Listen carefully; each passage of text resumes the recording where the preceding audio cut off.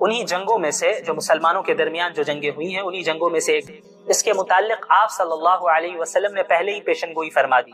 آپ صلی اللہ علیہ وسلم نے فرمایا کہ لا تقوم الساعة حتى تقتتل فئتان عظیمتان تکون بینہما مختلط عظیمہ ودعواہما واحدہ، کہ قیامت اس وقت تک قائم نہیں ہوگی جب تک کہ دو بڑے گروہ، دو بڑی جماعتیں آپس میں لڑ نہ لیں اور ان کے درمیان زبردست لڑائی ہوگی، زبردست خون ریزی ہوگی، ودعواہما واحدہ، حالانکہ ان کا دعویٰ، دونوں کا دعویٰ ایک ہوگا، یعنی دونوں کا دعویٰ ایک ہوگا، دونوں مسلمان ہوں گے، دونوں اسلام میں شامل ہوں گے، داخل ہوں گے، اور دونوں اللہ کو ماننے والے، رسول اللہ پر ایمان لانے والے ہوں گے، لیکن ان کے درمیان زبردست جنگ ہوگی۔ اس حدیث سے ثابت ہوتا ہے، یہ حدیث صحیح بخاری کی ہے جو میں نے ابھی آپ کے سامنے رکھی ہے، وہ صحیح بخاری کی روایت ہے کتاب الفتن کی، حضرت ابو ہریرہ رضی اللہ عنہ روایت کرتے ہیں، اور حدیث نمبر ہے 7121۔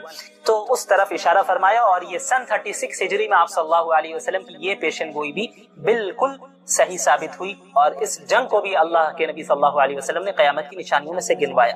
یہاں پر ایک بات کی میں مزید وضاحت کرنا چاہتا ہوں، صحابہ کرام رضی اللہ عنہم اجمعین کے درمیان جو جنگیں ہوئی ہیں انہیں ہم مشاجرات صحابہ کہتے ہیں، ان کے درمیان جو اختلافات ہوئے، تو ان کے متعلق اہل السنت والجماعت کا کیا نظریہ ہے، اسے ہمیں سمجھ لینا چاہیے، کیا موقف ہے۔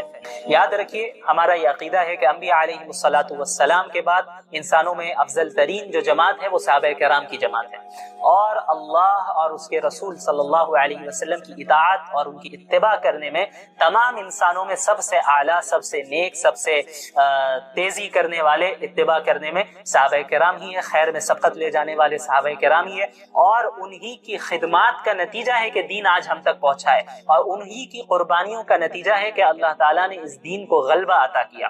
تو صحابہ کرام کے درمیان جو کچھ بھی اختلافات ہوئے، جو کچھ بھی جنگیں ہوئی ہیں، ان کے متعلق اہل السنت والجماعت کا یہ متفقہ موقف ہے کہ ہم سکوت اختیار کریں، خاموشی اختیار کریں، یعنی ہم 1400 سال بعد آ کر ہماری اور آپ کی کوئی حیثیت نہیں ہے کہ اس جماعت کی نیتوں پر ہم حملہ کریں، ہم فیصلہ کریں کہ بھئی یہ 100% غلط ہے اور یہ 100% صحیح ہے، ہمیں یہ اختیار نہیں دیا گیا، بلکہ ہمیں اپنے ایمان کی حفاظت کرنی ہے، اور ہم کسی فتنے میں مبتلا ہو جائیں اس سے بچنے کے لیے ہمیں چاہیے کہ صحابہ کرام کے متعلق اپنی زبان کو بند رکھیں۔ آج ہمارے یہاں ایسے کئی لوگ ہیں جو کھڑے ہو گئے ہیں اور دعویٰ کرتے ہیں اور صحابہ کرام کے خلاف بولتے ہیں، حضرت امیر معاویہ رضی اللہ عنہ کے خلاف بولتے ہیں، اور بعض ایسے بھی ہیں جو حضرت معاویہ رضی اللہ عنہ کے دفاع کرتے کرتے حضرت علی رضی اللہ تعالی عنہ کے متعلق ایسی باتیں بول دیتے ہیں جو ان کے شایع نشان نہیں ہے۔ تو اسی لیے اہل السنت والجماعت کا سب سے بہترین اور معتدل اور صحیح موقف یہی ہے کہ ہم خاموشی اختیار کریں، کہ ہم لب کشائی نہ کریں، چپ رہیں، کیونکہ یہ جتنے حضرات ہیں یہ مجتہد تھے۔ حضرت معاویہ رضی اللہ عنہ ان کا بھی ایک مقام ہے، وہ بھی مجتہد تھے۔ حضرت علی رضی اللہ تعالی عنہ ان کے مقام سے کون واقف نہیں ہے، ان کے فضائل سے کون واقف نہیں ہے، وہ بھی مجتہد ہیں۔ سنن ابی داؤد کی روایت ہے، اس میں ایک فتنے کے متعلق آپ صلی اللہ علیہ وسلم نے ذکر کیا اور ایک پیشن گوئی فرمائی ہے، اور وہ پیشن گوئی آج صحیح ثابت ہو چکی ہے، یہ ہمارے زمانے کے لیے ہی ہے، اور کس وجہ سے وہ یعنی وہ فتنہ ظاہر ہو رہا ہے، وہ کیوں ظاہر ہو رہا ہے، وہ وجہ بھی آپ صلی اللہ علیہ وسلم نے بتائی ہے، اور ہمارے لیے اس میں سبق بھی ہے کہ اگر ہم اسے ٹھیک کر لیں تو ہم اس فتنے سے محفوظ ہو جائیں گے۔ تو وہ روایت سنن ابی داؤد کی روایت ہے، حدیث نمبر 4297 ہے۔ حضرت ثوبان رضی اللہ عنہ فرماتے ہیں کہ قال رسول اللہ صلی اللہ علیہ وسلم یوشک الامم ان تداعى علیکم كما تداعى الاکلة الى قصعتها فقال قائل ومن قلة نحن یومئذ۔ آپ صلی اللہ علیہ وسلم نے فرمایا کہ وہ زمانہ قریب ہے کہ تمام قومیں، تمام امتیں، یعنی اسلام دشمن امتیں، سب ایک دوسرے کو اس طرح تم پر ٹوٹ پڑنے کے لیے دعوت دیں جس طرح کھانے والے ایک برتن کی طرف تمام لوگوں کو دعوت دیتے ہیں، یعنی ایک برتن ہے، ایک پلیٹ ہے، اس میں کھانا ہے، تو اسے کھانا کھانے کے لیے لوگ ایک دوسرے کو دعوت دیتے ہیں کہ آپ بھی آئیے، آپ بھی آئیے، اور چاروں طرف سے لوگ بیٹھ جاتے ہیں اور اس پلیٹ پر، اس کھانے پر چاروں طرف سے حملہ کیا جاتا ہے۔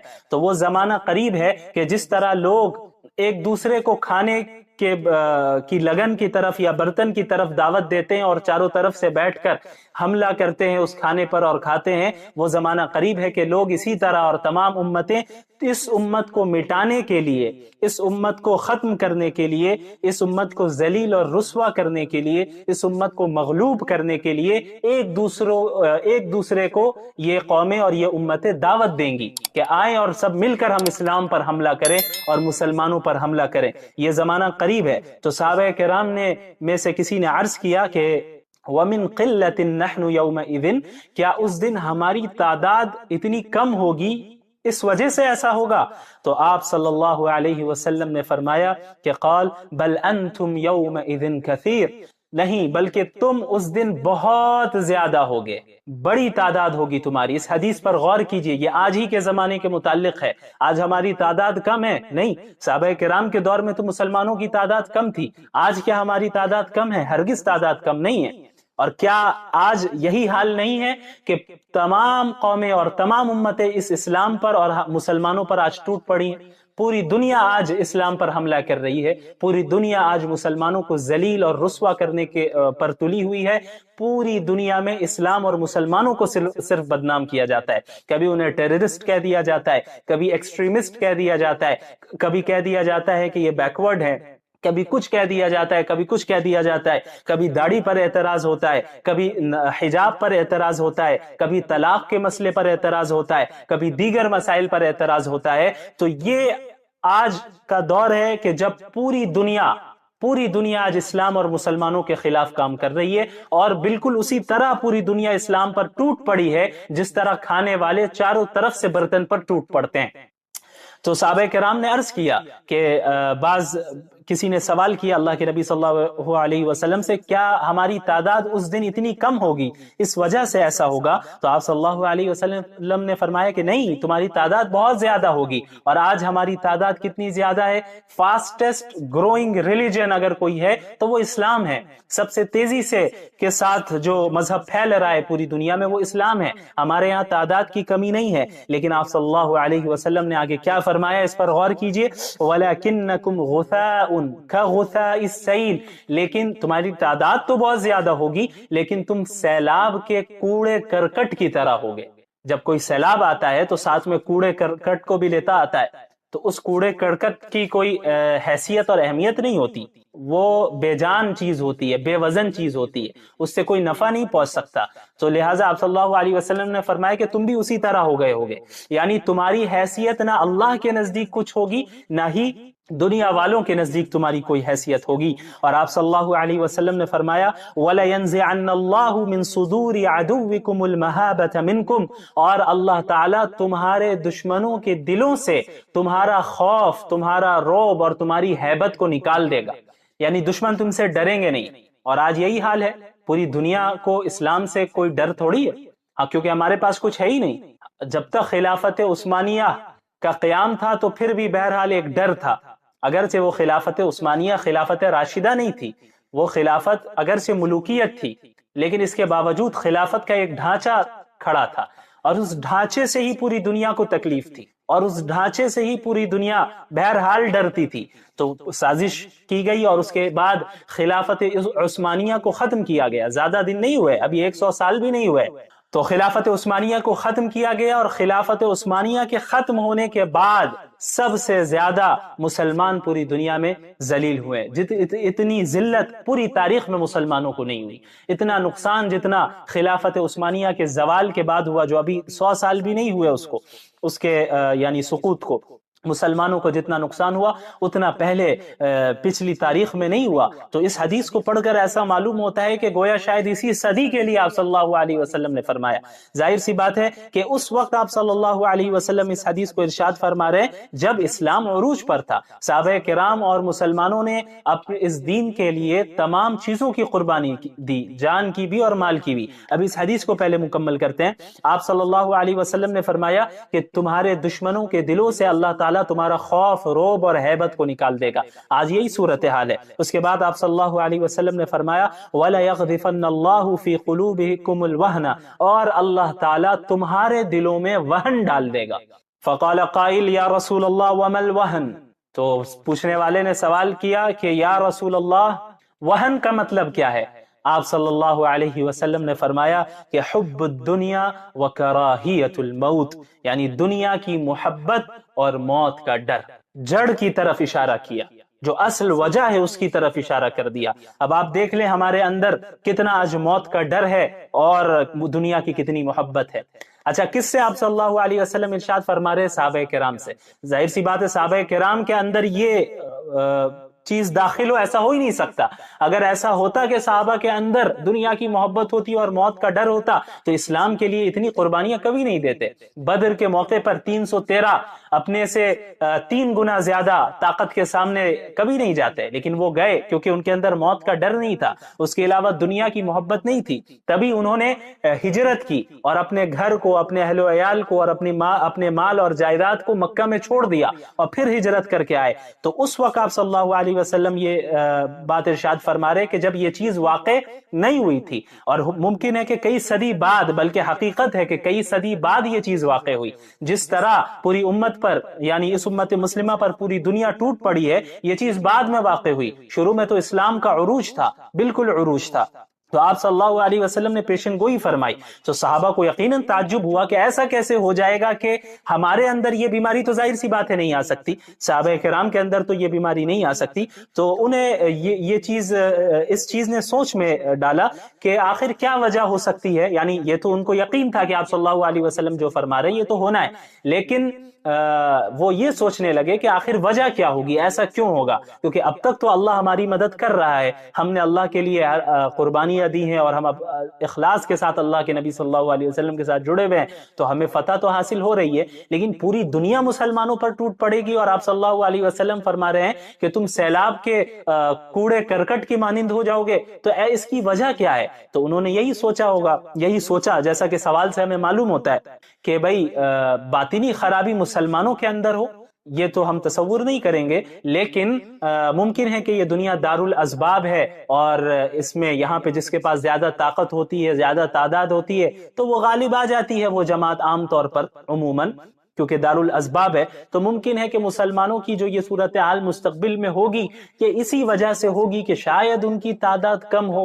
اسی لیے آپ صلی اللہ علیہ وسلم سے انہوں نے سوال کیا کہ وَمِن قِلَّةٍ نَحْنُ يَوْمَئِذٍ، کہ ہماری تعداد کم ہونے کی وجہ سے ایسا ہوگا؟ تو آپ صلی اللہ علیہ وسلم نے فرمایا کہ نہیں، اس کی وجہ ہے وہن حب الدنیا و کراہیت الموت، کہ دنیا کی محبت اور موت کی کراہت۔ اور آپ صلی اللہ علیہ وسلم کی یہ پیشن گوئی آج 100% صحیح ثابت ہوئی، اور یہ حدیث آپ صلی اللہ علیہ وسلم کے سچے نبی ہونے کی دلیل ہے کہ آپ نے مستقبل کے متعلق ایسی بات کہی ہے جو آج ہم دیکھ رہے ہیں کہ 100% واقع ہو چکی ہے۔ اس وقت کے لوگوں نے اس چیز کو انہوں نے نہیں دیکھا، انہوں نے تو عروج کو دیکھا تھا، لیکن آج ہم 15ویں صدی میں دیکھ رہے ہیں کہ ہماری کیا حالت ہے، کہ ہمارے اندر یہ دو بیماری ہے کہ دنیا کی محبت ہے اور موت کا ڈر ہے۔ ہم حق کو سپورٹ کرنے سے ڈرتے ہیں، حق کے لیے آواز اٹھانے سے ڈرتے ہیں، ظلم کے خلاف، باطل کے خلاف آواز اٹھانے سے ڈرتے ہیں۔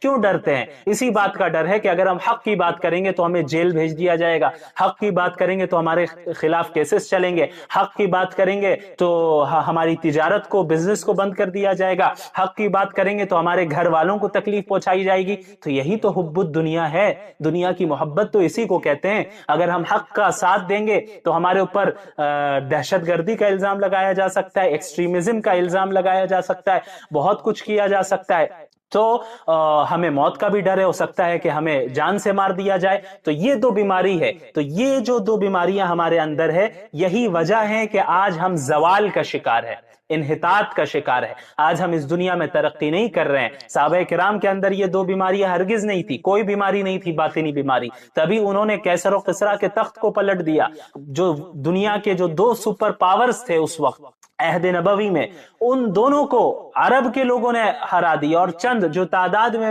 مختصر سے اور اسباب میں مختصر سے ایسے لوگوں نے قیصر کو، رومی حکومت کو، رومن امپائر کو ہرا دیا اور وہاں پر اسلام کا جھنڈا لہرایا۔ تو یہ ایمان کی بدولت ہوا، صرف اسباب سے نہیں ہوتا کچھ، ایمان کی بنیاد پہ ہوتا ہے۔ اور ان کے اندر موت کا ڈر نہیں تھا، اگر موت کا ڈر ہوتا تو اس طرح نہیں غالب آ پاتے۔ اسی طرح دنیا کی محبت بھی نہیں تھی۔ آج یہ تو ایک بہت بڑی چیز ہے کہ ہم حق اور باطل کے لیے کھڑے ہوں، یعنی حق کے لیے کھڑے ہوں اور باطل کے خلاف کھڑے ہوں، یہ تو ایک بہت بڑی چیز ہے۔ ہمارا جو معاشرہ ہے اپنا، اس میں اگر کوئی منکر کام ہوتا ہے، اس میں اگر کوئی گناہ کا کام ہوتا ہے تو ہم تو اس کے خلاف بھی نہیں اٹھتے۔ آپ دیکھ لیں، اچھے سے اچھے دیندار شخص ہے، اگر انہیں کوئی ایسی شادی کی دعوت دی جائے، ایسی شادی میں بلایا جائے جہاں غیر شرعی رسم و رواج ہے، تو وہ ضرور شریک ہو جاتا ہے، داڑھی ٹوپی رکھ کر شریک ہو جاتا ہے۔ وہاں اس کی یہ ہمت نہیں ہوتی کہ وہ کہے اپنے رشتہ دار سے کہ میں تمہاری شادی میں شریک نہیں ہوں گا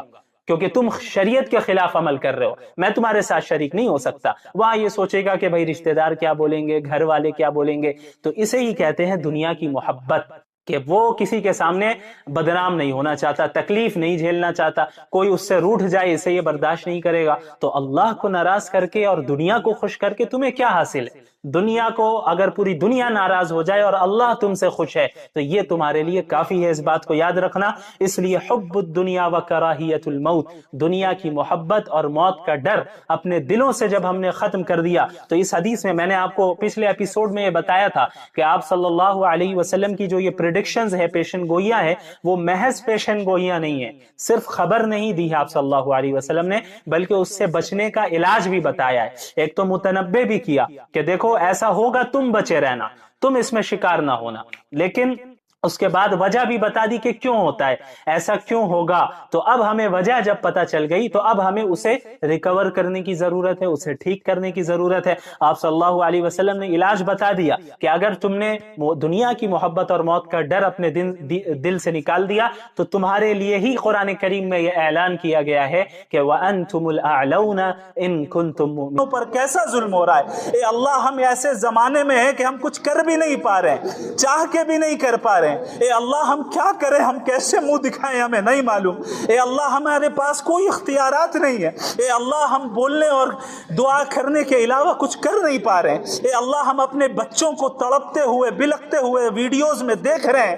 اے اللہ اپنی عورتوں کو ہم دیکھ رہے ہیں کہ کیسے ان کی عزتیں لوٹی جا رہی ہیں۔ اے اللہ ہمارے نوجوانوں کو کس طرح شہید کیا جا رہا ہے۔ اے اللہ تیرے علاوہ اس وقت ان کی حفاظت کرنے والا کوئی نہیں۔ اے اللہ ہم تمام اسلامی حکام کی شکایت آپ سے کرتے ہیں۔ اے اللہ ہر اس حاکم کی پکڑ فرما، ہر اس حاکم کی پکڑ فرما جو اس امت کو اس طرح قتل عام میں مبتلا کرتے ہوئے دیکھ رہا ہے لیکن وہ آگے نہیں بڑھ رہا۔ اے اللہ پھر سے صلاح الدین ایوبی کو پیدا فرما۔ اے اللہ پھر سے عمر بن خطاب کو پیدا فرما۔ اے اللہ پھر سے خالد ابن الولید کو پیدا فرما۔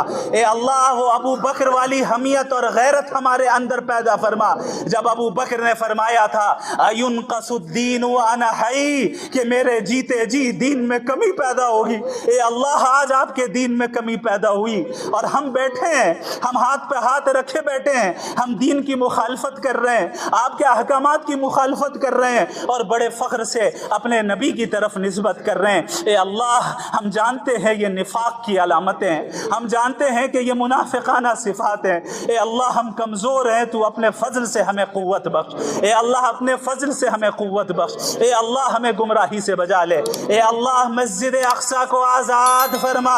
اے اللہ مسجد اقصی کو آزاد فرما۔ اے اللہ مسجد اقصی کو آزاد فرما اور تمام مظلوم مسلمانوں کی مدد فرما۔ اے اللہ ملک بھارت کے مسلمانوں کی مدد فرما، انہیں ظالموں کے ظلم سے بچا، بالخصوص جموں کشمیر کے مسلمانوں کی حفاظت فرما۔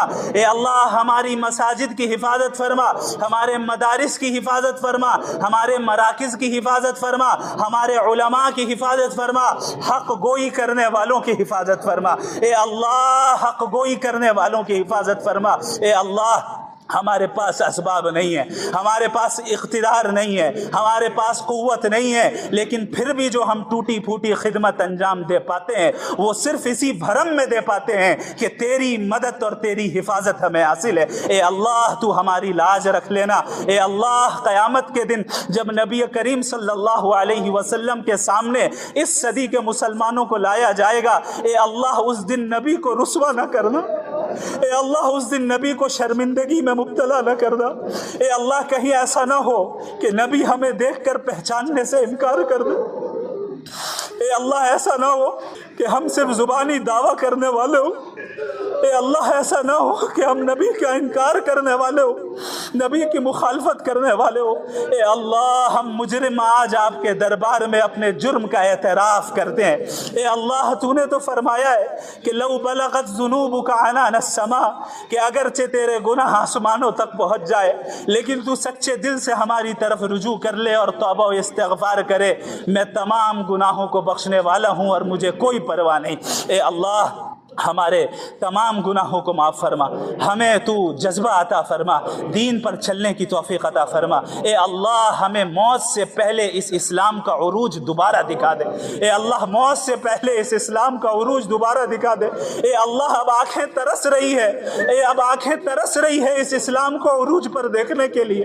علماء اسلام کی تو حفاظت فرما جو اس دین کی خدمات کو انجام دے رہے ہیں اور اس دین کی ترقی اور عروج پر اس دین کو لے جانے کی کوششیں کر رہے ہیں۔ اے اللہ ہمارے بچوں کی نسلوں کی حفاظت فرما، ہمارے بچوں کو ایمان سے محروم نہ کر، ہمارے بچوں اور ہماری نسلوں میں ایمان اور ہدایت عام فرما دے، ہم سب کو ہدایت اور ایمان کو پھیلانے کا ذریعہ اور سبب بنا دے۔ اے اللہ ہم قیامت کے دن کی ہولناکیوں سے پناہ چاہتے ہیں، اے اللہ قبر کے عذاب سے پناہ چاہتے ہیں، اے اللہ زندگی اور موت کے فتنوں سے پناہ چاہتے ہیں، اے اللہ ہم دجالی فتنوں سے پناہ چاہتے ہیں۔ اے اللہ ہمیں حق بنا کر دکھا اور اس کی اتباع کرنے کی توفیق عطا فرما، اور باطل بنا کر دکھا اور اس سے اجتناب کرنے کی توفیق عطا فرما۔ اے اللہ ہم سے ہدایت نہ سلب کر لینا، ہمارے اعمال کے نتیجے میں ہماری پکڑ نہ فرما دینا، بلکہ تو ہماری مغفرت فرما